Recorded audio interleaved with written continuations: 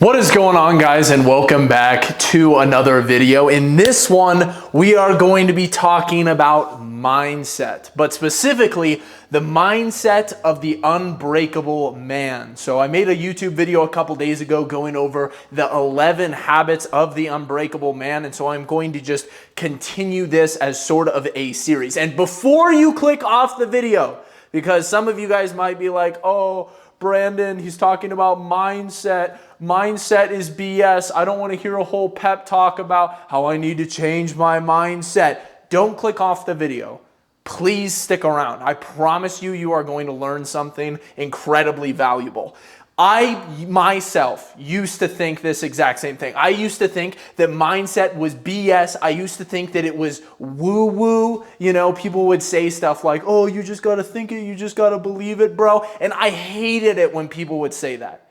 It would bug me so much. I used to think that exact same thing until ultimately, one point, I read a book called The Power of the Subconscious Mind. Okay, and if you've read this book is what I would call extremely woo-woo. And I almost did not read the entire book because even at the end of the first chapter, I was like, oh my goodness. I'm like, there is a lot of stuff in here I'm not sure if that I agree with or believe exists. But I read through to the end of the book, and I actually learned something.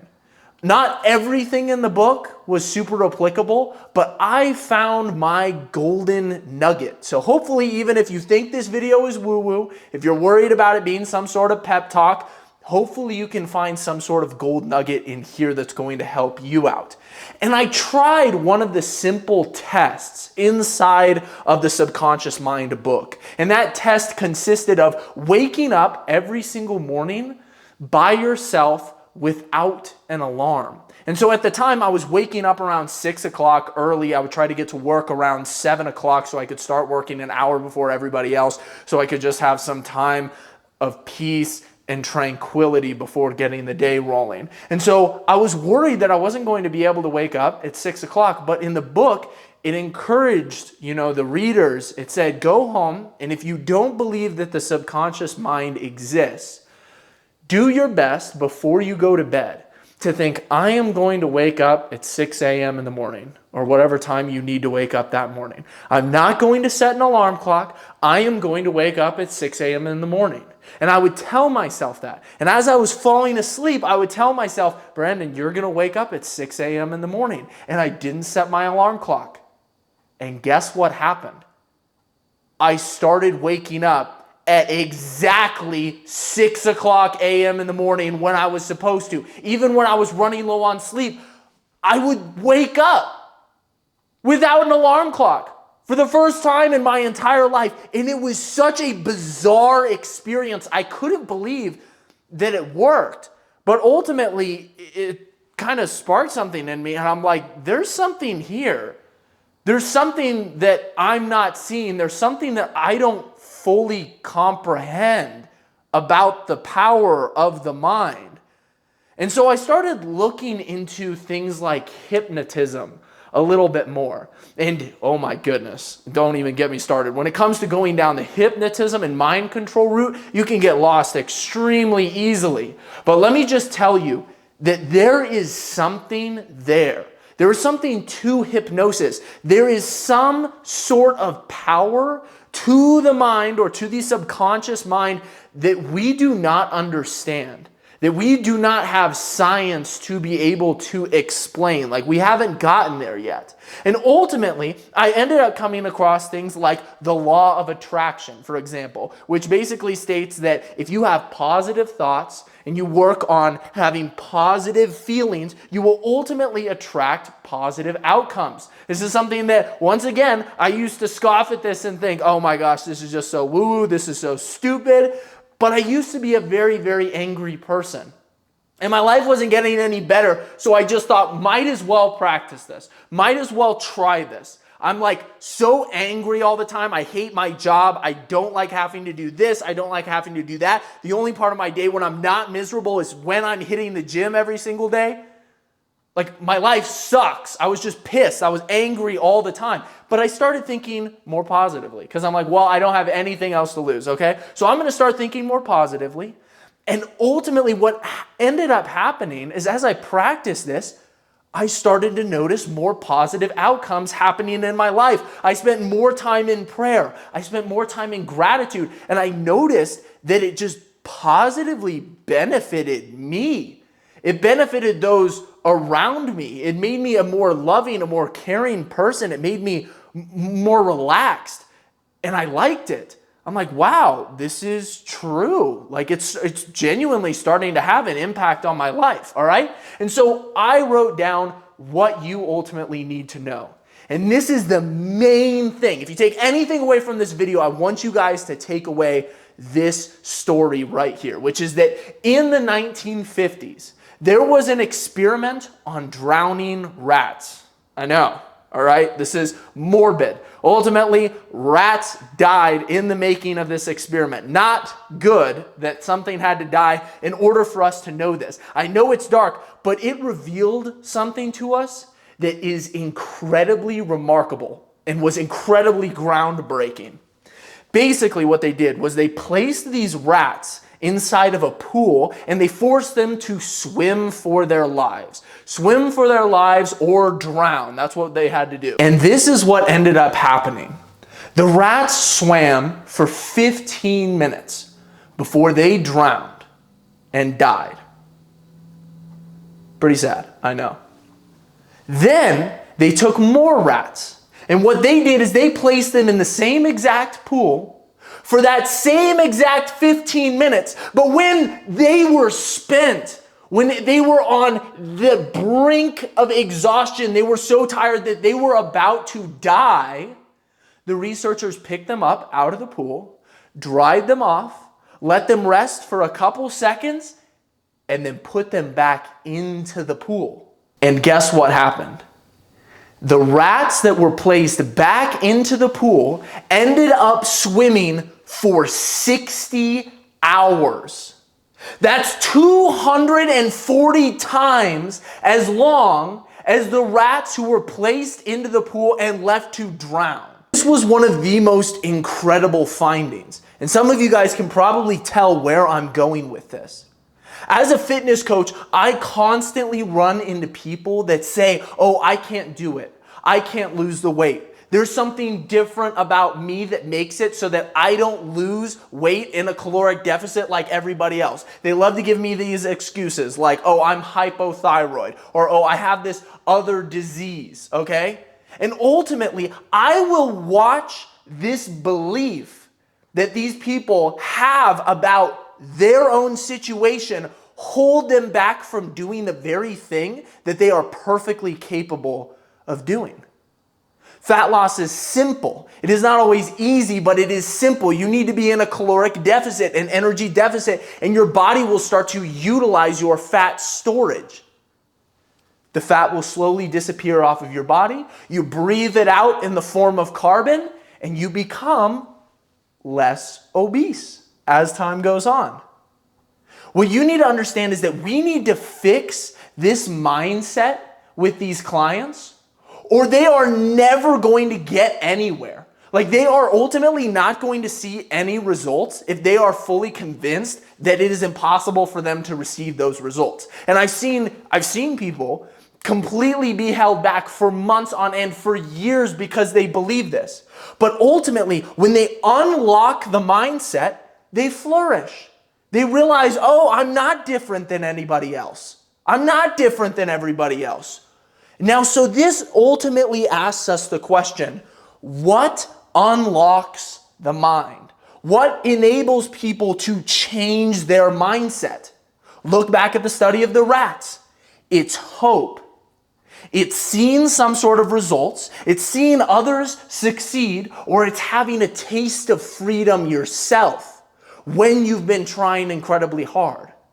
How powerful is hope? So the question is, how much is our mindset holding us back? And the answer that we got from the study is that it could be holding us back up to 240 times as much as we could actually achieve. And that was in the case of rats. How much more resilient is the human spirit, is the human mind? You guys will hear this thrown around all the time, the word manifestation. All right? And I absolutely hate this word because ultimately what it does is it encourages faith without works. It says, hey, if you believe, if you just think about it, it's going to happen. And it doesn't tell you that you actually have to progressively work. You have to put energy into doing it. When I told you that my mood changed, when I started positively attracting things, when I started practicing having positive thoughts, it took work to have those positive thoughts. I had to forcefully replace my angry, bitter thoughts every single day with better thoughts. I had to look at people differently. I had to force myself to change my mindset every single day. When that anger and that bitterness would set in, I had to combat it. I had to work towards it. So you can't just sit there and manifest it. You can't just sit there and think about it. You have to actively work towards changing something, all right? You cannot have faith without works. Without faith, without works, it's dead. All right? I need you to show up every single day. I need you to know the power of consistency, because if you're not consistent, if you don't put the work in, it's not going to happen. All right? Now, when I was starting out as a fitness coach, when I was an entrepreneur and just getting my business going, I went through a lot of dark times. There were months and months that I spent in my room working my absolute ass off to create my product and to ultimately display my product in front of people. And at the end of the day, I didn't see a way out. Like, I just felt like I was working so incredibly hard and none of the fruits of my labor were being shown to me. But when I got my first client, when my first client came to me and said, hey, Brandon, I'm going to pay you, and you're going to basically help me lose this 70 pounds of extra body fat that I have on my body, a massive influx of hope. Someone had picked me up out of the pool, kept me from drowning. They dried me off, and then the next day they put me right back in. How much is your limiting beliefs holding you back? How much is imposter syndrome holding you back? Because I can tell you that once I experienced that first taste of hope, once that first client signed up with me, it was like the clouds parted, my imposter syndrome was gone, my limiting beliefs had dissipated. All of a sudden, I saw my way out. And that doesn't mean that all of a sudden it got easy and the dark times were no longer there. In fact, I would say the clouds set in the next day. But it was knowing that there was a clear day ahead and that there was a possibility to make it happen that kept me going. It kept me resilient. It gave me something to ultimately work towards. So I want you to ask yourself, how much longer could you swim if you knew that someone could ultimately rescue you? That you could actually succeed? Like, just knowing that if you continue to put the work in, you can accomplish something great. And the answer is, it's a whole lot longer. Could be 240 times as long. People are so hooked on quick results in today's society. People are so hooked on quick dopamine. Ultimately, at the end of the day, if you want to succeed, you need to expand your time horizon. You need to think in terms of 5, 10, 20 years. You need to work as if there's no end in sight, but understand that there is the possibility for a clear day. I want you to commit to the work. A lot of you guys give 1/240th of your total energy to life, and you expect amazing results. Stop expecting so much out of life when you're not even giving it half of what you've got. You're being held back by these limiting beliefs. You're convinced that you've given it your all, but you haven't even scratched the surface. Ultimately, when you get tired, you start to get angry. You get bitter, and that leads to you giving up. Failure is always a choice. All right, it's something that you ultimately choose to do. And when I say failure, that's throwing in the towel. And throwing in the towel looks like blaming external circumstances, saying, I gave it my 100%. I gave it my all. I gave it my 15 minutes swimming in the pool, not the 2 full days of swimming in the pool that I actually could have done. I gave it 15 minutes. But the external circumstances were too much. The mindset of the unbreakable man is based around having an internal locus of control. When somebody says, I can control what I can control, things do not happen to me, I can change my environment. I believe that I can make a change for the positive when I put the work in. All right? And I always say this, but you can either grab life by the balls or you can get bent over by it. And it's ultimately up to you how it happens. And it's ultimately up to you which one of those you decide to choose. And at the end of the day, I want you to understand that you can think that this is all woo-woo and that it's some mindset bullshit. But at the end of the day, rats died to get you this information right here, to prove a point. Don't let their deaths be in vain. So make sure to drop a like on the video down below. Drop a singular thumbs up in the comment section if you guys watch this video all the way till the end. Congratulations. That means that you don't have the attention span of a goldfish and that you can actually pay attention to something instead of just swiping to the next video. Drop a comment down below and I will see you guys all in the next video. Peace.